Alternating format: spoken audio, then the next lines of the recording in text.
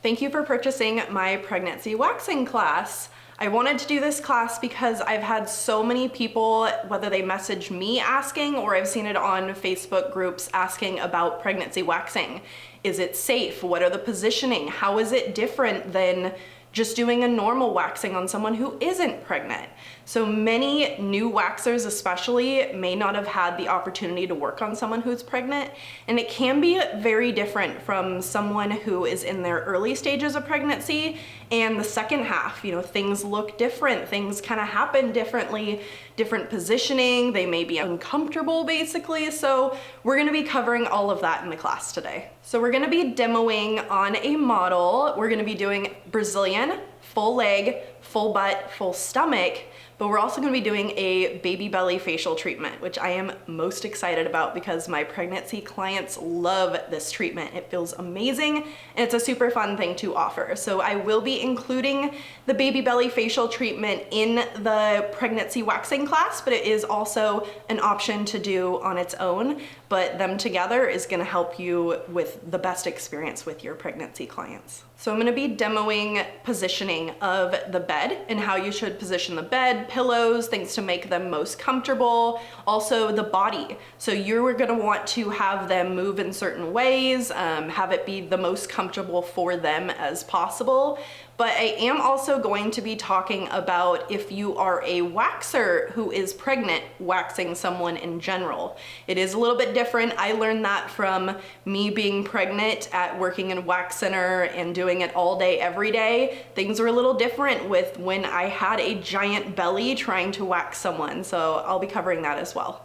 So I do want to mention that we are going to be demoing a Brazilian on the pregnant model, but this is not a Brazilian waxing class. So if you want to learn how to do Brazilians with my techniques with hard wax, please check out my hard wax Brazilian class. It is online for you to be able to learn every aspect of Brazilian on multiple different body types, hair types, everything. I do basics and speed waxing techniques, but I wanted to make that clear that this is more showing the pregnancy aspect of positioning, how things look different, how things are done just a little different with pregnancy, and not necessarily just the Brazilian training aspect of it. In the Brazilian portion of this class, we are going to be talking about a few different things that are different from someone who's not pregnant.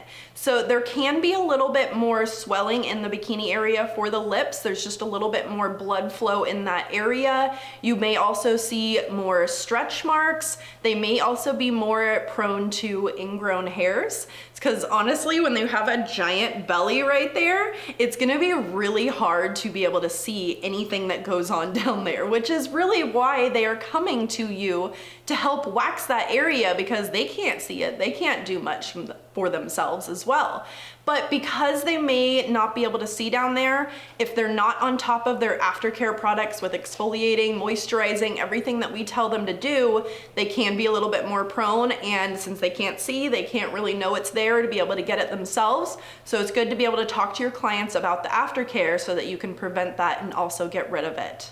There is also the fact that because there is more swelling and blood flow down in that area, there may be some pinpoint bleeding. So because the area is a little bit more swollen, pulling the strip out and getting those hair follicles out from the root, you can see a couple like the pinpoint bleeding drops. So I will be showing and demoing this on my waxing client that we're gonna be using, but this is completely normal. You just kind of wipe it all away, start with the powder again, and we'll talk about that all in the room as well. So one thing that I also want to talk about with pregnancy waxing is there can be a little bit more of a heat sensitivity with pregnancy.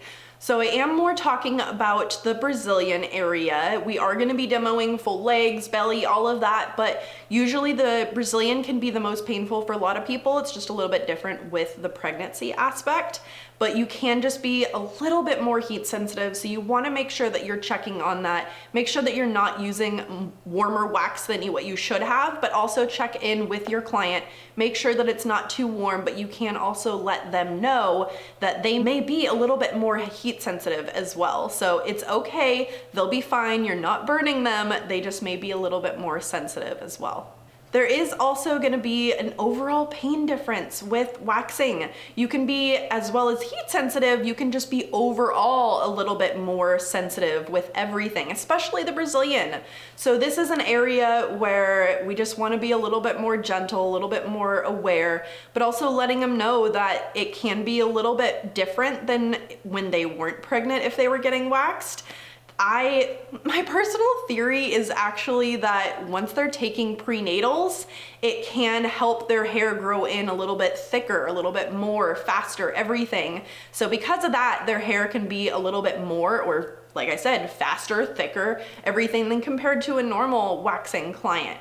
So because of that, the heat sensitivity, the swelling, everything can kind of contribute to it just being a little bit more of a painful experience, but it's really honestly not that bad. You just kind of have to work them through it just like you would for a first-time Brazilian, but it's absolutely so much better to have them wax throughout the entire pregnancy instead of having it be just right before the birth. So I have my clients that I wax throughout the entire pregnancy and they absolutely love it. Because of this, their hair is coming in a little finer, lighter, thinner, so it does hurt less for them compared to right before they give birth. Everything is more sensitive, everything is more swollen, they're tired, everything. So it can be a little bit more of a different experience if it's throughout the whole pregnancy compared to right before birth. So I highly recommend that they do it throughout the entire pregnancy. If you do have someone who comes to you right before the birth, just let them know, you know, it's just a little preview. You gotta be able to just get through this. You'll be fine. You may be a little bit more swollen, red, sensitive. This is something where you can also add on the aspects of, like, I do my vajacial class where you can add on the jelly mass or the calming, soothing, reducing redness, irritation kind of products and services for them, which would be really helpful for them with the afterwards and be really a little bit more sensitive there. Those things can be a lot more beneficial for them. So make sure that you check out my vajacials class if you want to learn more about that. Many people have asked me about how close can you do a Brazilian before birth or after birth once they've had the baby. I've actually had someone come to me who was overdue for their due date, and they were like, this better make me go into labor. And I'm here like, no, I don't want you to go to labor on my table. Oh my gosh. But it really doesn't matter. You can go totally up to when their due date is. But typically when I'm scheduling out my clients for their last wax before having a baby, I usually do 2 weeks. Because some people go a little bit early, some people go overdue, but at that 2 weeks, it's really when, you know, the hair is starting to grow back in, so it wouldn't be that bad if they did have the baby in that 2 week time frame, but if it was a little early, it'd be okay. If it was a little later, so it's really just, you don't want to do it too close scheduling, because then you can end up missing that, where they could go into labor early and they may not get their waxing beforehand. So I typically find the 2 weeks before is usually the safest bet for that. But like I said, you can wax someone up until their due date, or even after if they were trying to make it for them going into labor, which of course we would never want it to happen on our table, but it is always a possibility. When it comes to after they have the baby, the soonest that I have had someone come to me was about 2 weeks after baby, and I was very shocked. I think this girl was about 18, she was very young, and her body popped back very soon apparently, because I didn't even know that she was pregnant. She told me that she just had a baby 2 weeks ago, and I was shocked. So it is okay, she was completely healed, everything is totally fine. It's more of their personal preference on when they feel more comfortable with healed and timing, being able to get in with bringing the baby or not bringing the baby. So for me, I'm totally fine with them bringing the baby with them. That's not an issue. I've had people on the bed getting waxed while breastfeeding their baby at the same time. It's no big deal to me. That may also be because I am also a mom, so I understand and I'm more comfortable with that. So it is personal preference for you on whether you want to welcome a baby in with mom for the wax or not. It's completely up to you.